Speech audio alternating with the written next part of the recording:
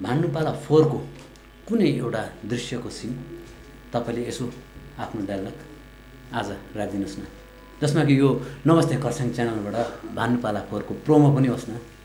अच्छा अच्छा, त्योभन्दा पहिला एउटा त्यो भन्नुभन्दा पहिला एउटा म भन्छु ल। हजुर हजुर।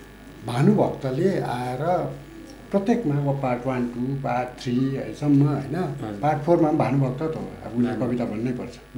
भरजन्म कविता भनेर पालाला वाक्य हुन्छ। हजुर। पार्ट 4 मा पनि भरजन्म भनेको छ। फोरमान भनेको छ। भनेको छ। फोरमान भानुले भन्नै पर्यो त कविता भन्नै पर्यो, किनभने भानु त। अन्त त्यहाँ पनि पालाला वाक्य हुन्छ। अन्त पालाले त्यो भरजन्मको त्यो भानु गइसकेपछि पालालाई रिस उठिरहेको हुन्छ, जबरजस्ती सुन्नै पर्यो। पालाले काम गर्नेलाई बोलाउँछ, ए यहाँ आइज, यहाँ बस बस, टेबल सफा त्यहाँ बस, चौकीमा बस।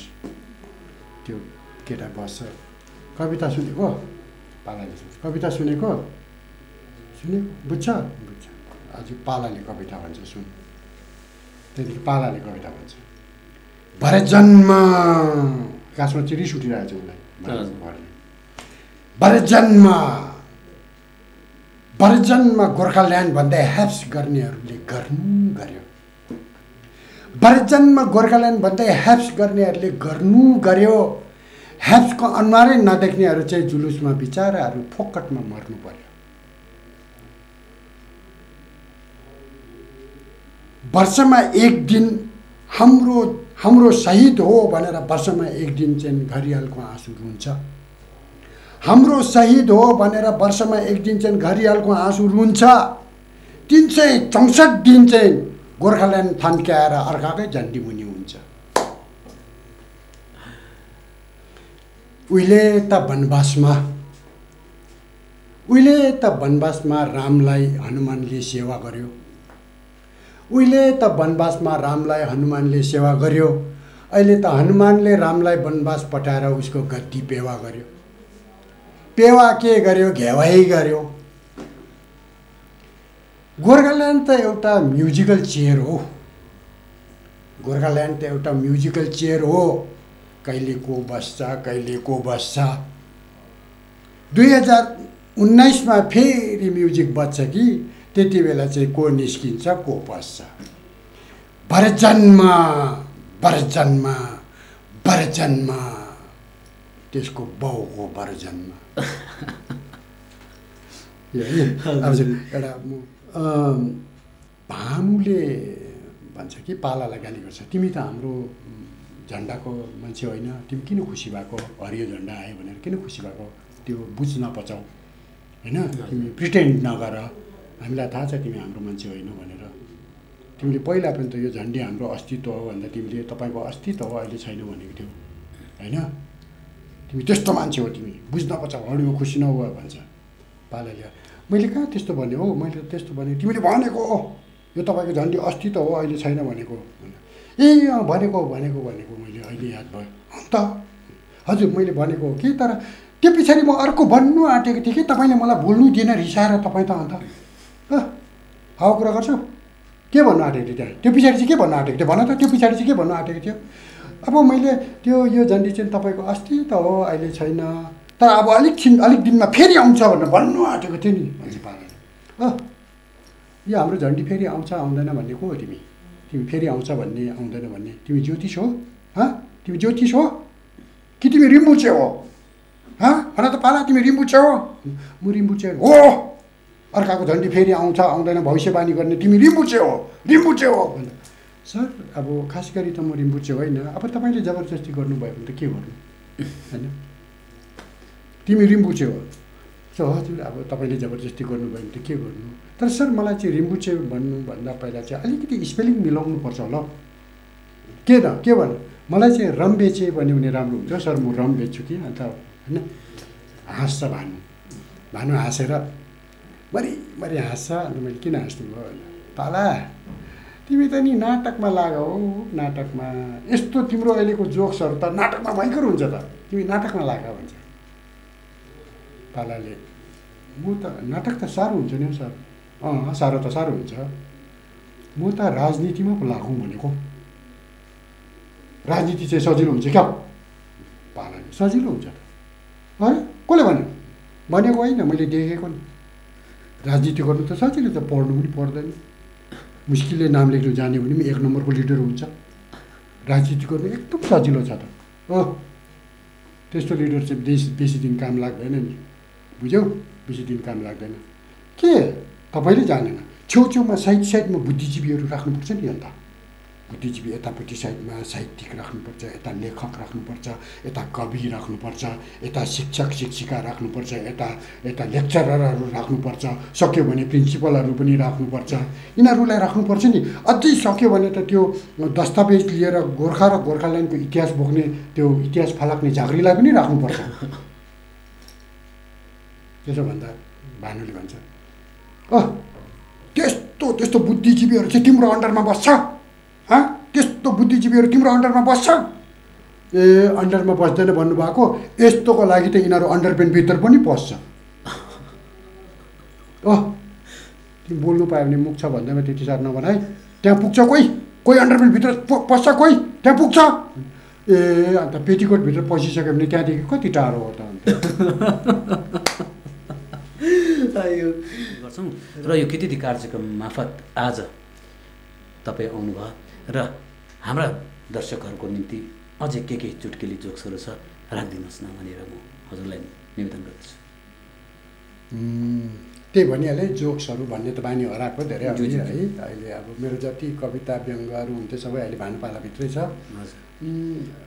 भानुपाला पार्ट 4 कै एउटा छन्। हुन त खरसाङमा अस्ति हामीले त्यो गऱ्यौँ पनि होला अलिकति गर्दाखेरि। एउटा भनौँ है, भानुभक्त आएर पालालाई सोध्छ, पाला अन्त ठिकै छ, सब राम्रो छ, सन्चो छ? कहाँ सर राम्रो छैन नि, सबै राम्रो, केही पनि राम्रो छैन नि। किन, के भयो? के भयो सर, 4 खेप भइसक्यो सिआरपी रेड गरेको राति। हिजो राति पनि 11 बजीतिर आयो। सिआरपीले रेड गर्दैछ? के 4 खेप भइसक्यो? अन्त सुक्नु दिँदैन। अन्त यहाँ चाहिँ कसलाई खोजेको? कसलाई खोज्छ र? आमालाई खोजेको नि। ल अन्त आमालाई चाहिँ किन खोजेको सिआरपीले? के गर्नु, अस्ति त्यो 104 दिनको स्ट्राइकमा त्यो अलिकति मोर्चामा थियो कि, अन्त अलिक पिकेटिङमा अलिक बेसी गरेछ कि, अन्त आमालाई खोजेको नि।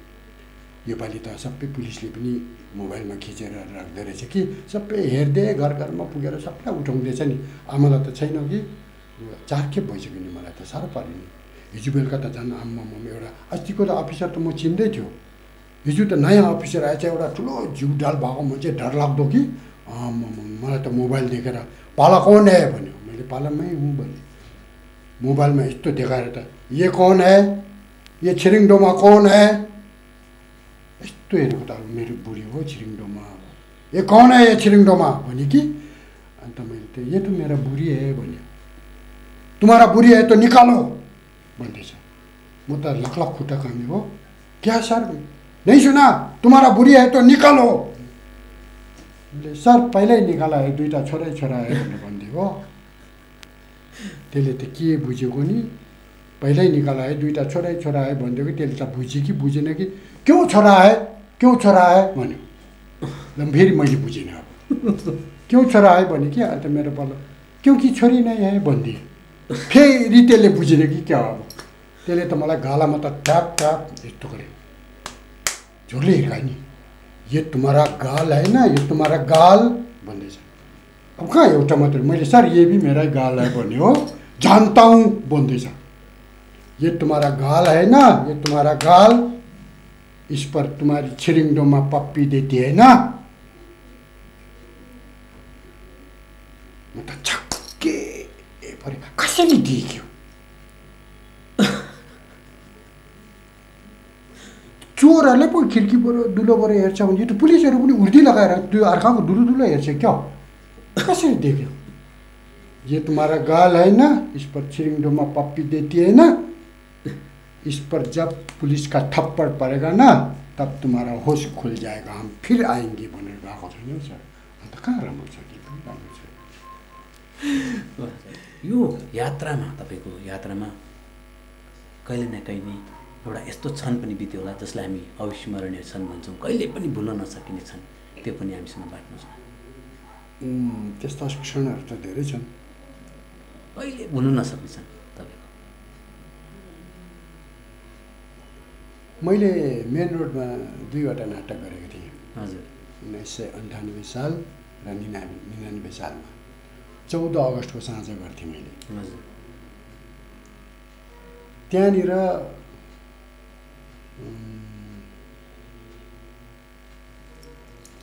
मलाई सघाउनेहरू थुप्रो अब नाटक हुँदैछ बेलुका, दिउँसो सघाउने, त्यहाँनिर सडकमा स्टेज पनि बनाएको हुन्छु इत्यादि छ। एउटा चाहिँ 2जनाहरू मामा, भानिजको साइन हो, मामा मामा के गर्नुपर्छ, अरू के गर्नुपर्छ अनि भानिज मेरो कन्ट्र्याक्टमा जे छ त्यो बताएँ। ब्रिटिसको फ्ल्याग हुन्छ, युनियन ज्याक, त्यो चाहिँ त्यो स्टेज छ नि, त्यो स्टेजमा चाहिँ ठाडो लगाएर त्यहाँ लगाइदिनु अगाडिपट्टि।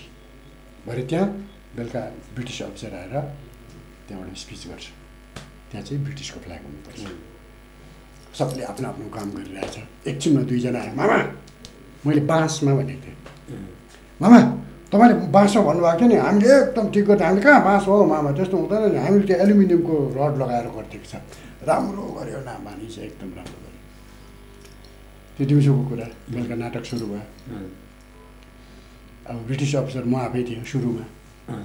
गाडीमा आउँछ ब्रिटिस अफिसर, उत्रिन्छ, ढक ढक ढक ढक ढक मञ्चमा चढ्यो। पछाडिपट्टि ब्रिटिसको लेडिजहरू, जेन्ट्स, जेन्टलमेनहरू सबै बसिरहेछ। सबैसँग हात मिलायो, अगाडि गयो। अगाडिपट्टि मार्च पास्ट सुरु हुन्छ, ब्यान्ड तल मेन रोडमा सडकमा हुँदैछ त्यो। ब्यान्ड सुरु भयो, स्यालुट दियो होइन, स्यालुट दियो, ब्यान्ड गयो, त्यहाँदेखि नाटक सुरु भयो। त्यो त्यसमा बिचमा कुन चाहिँ भारतीय ढुङ्गाले हिर्काइदिन्छ, त्यहाँदेखि उत्रेर गएर त्यहाँदेखि मैदानमा लडाइँ, त्यस्तो दृश्य भयो। के भयो त्यहाँ 1.5 घन्टा जस्तोको नाटक सक्यो।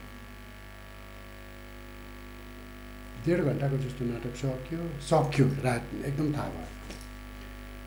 भोलिपल्ट बिहान त्यो उठाउनु जान्छ नि, त्यति बेला हिजो त्यो झन्डी लगाइदिने भानिज एकजना आएर, मामा अनि तपाईँले त्यो झन्डी त झार्नु भएन रहेछ त। ला तिमीहरूले गाँडो पारेर आएको थियो। मेरो कन्सेप्ट चाहिँ हो त्यो झन्डी झार्ने ओर्ने सिनहरू ड्रामामा बोर हुन्छ। झन्डी झार्ने कुनै के गर्ने त्यो सिन बोर हुन्छ नि। मेरो चाहिँ कन्सेप्ट चाहिँ के हो भने बाँसमा लगाइदियो, फरिरहेको छ, दिउँसैदेखि फरिरहेको। मेरो चाहिँ अस्तिदेखि कन्सेप्ट त्यो हो, मैले चाहिँ त्यो भने उनीहरूले चाहिँ बेलुका आएर चाहिँ यो चाहिँ झन्डी उत्तोलन गर्छ भनेर सम्झेछ कि डल्लोको डल्लोमै नाटक सकेछ। त्यो एउटा मजा लाग्छ कि। अर्को चाहिँ त्यो अर्को सालको नाटकमा चाहिँ एकजना भाइलाई मैले गान्धीजी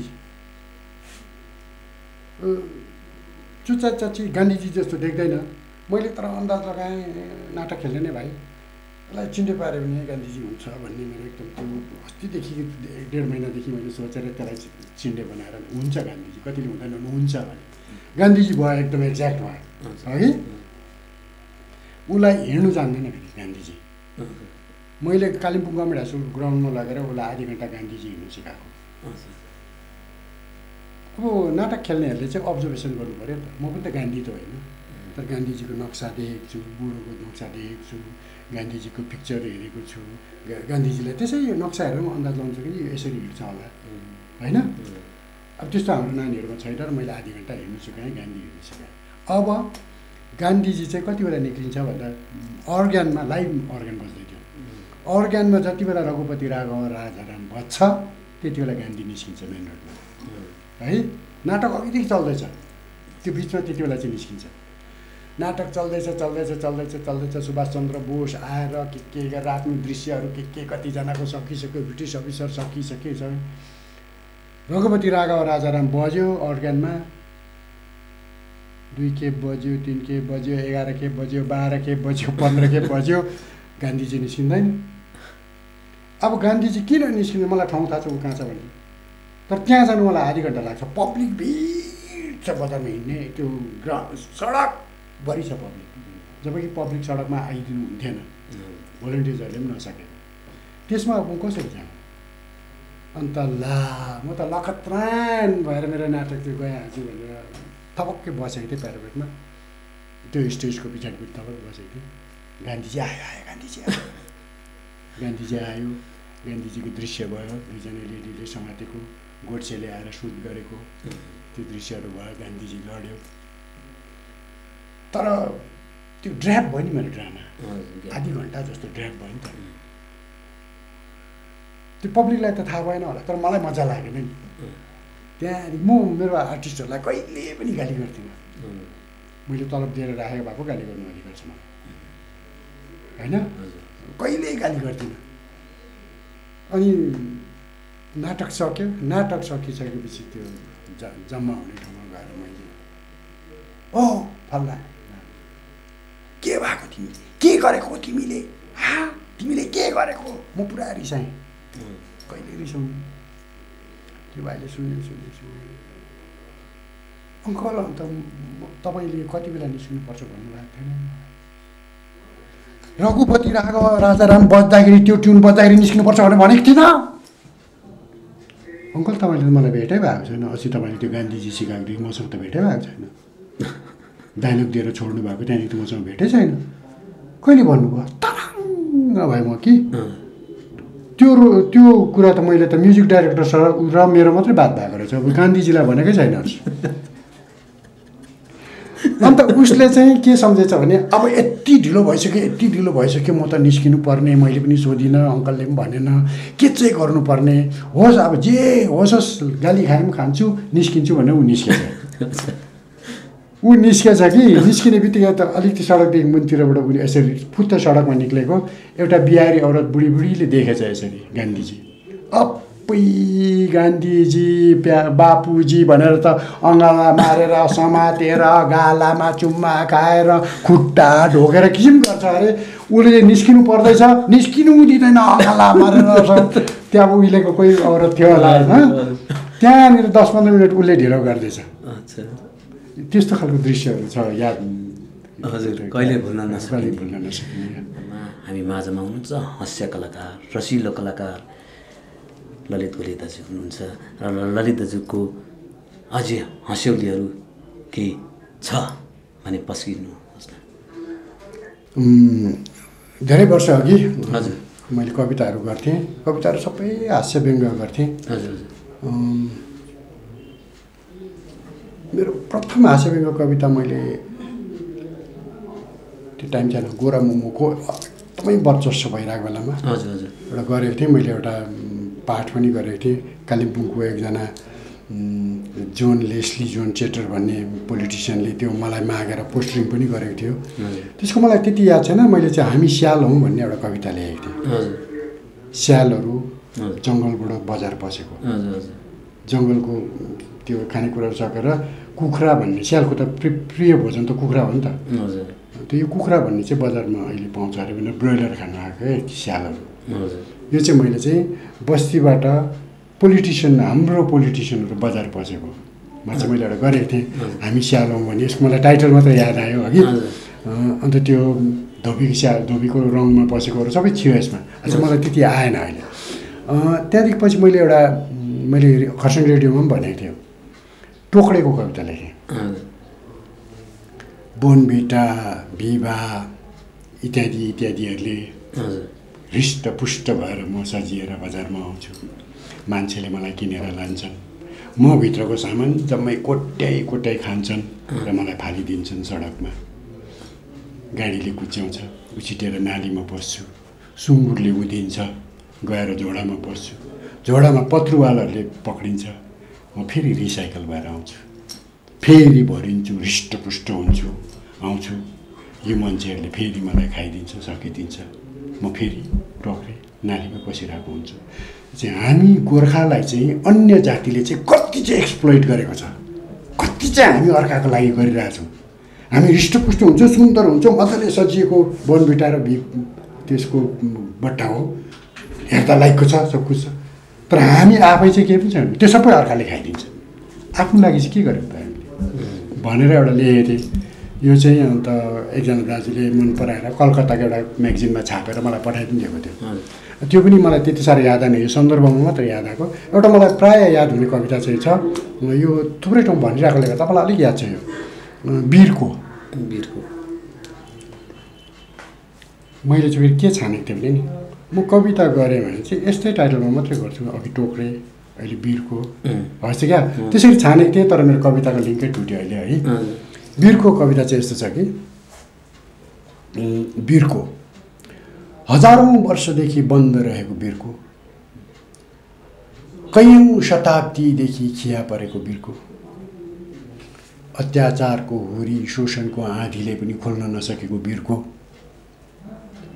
अचानक एक दिन गोर्खाल्यान्डको नाराले उग्रन्छ स्वतः त्यो वीरको अचानक एक दिन गोर्खाल्यान्डको नाराले उग्रन्छ स्वतः त्यो वीरको तर त्यो वीरको उग्रने बित्तिकै समात्नै नपाई भित्रको सामान जान्छ उडेर तर त्यो वीरको उग्रने बित्तिकै समात्नै नपाई भित्रको सामान जान्छ उडेर बन्द रहँदा बस्यो सडेर उग्रिएपछि गइगयो उडेर अब यसरी अर्को 1000 वर्षलाई उघारै रहन्छ त्यो वीरको बिचरा त्यो वीरको गोर्खाहरूको बुद्धिको वीरको र ललित दाजु तपाईँले आफ्नो व्यस्त समयलाई पन्छाएर आज नमस्ते खरसाङ च्यानलको यो स्टुडियोमा आइदिनु भयो हाम्रो निम्तोलाई स्वीकार गरेर त्यसको निम्ति तपाईँलाई धेरै धेरै धन्यवाद छ। नमस्ते खरसाङ।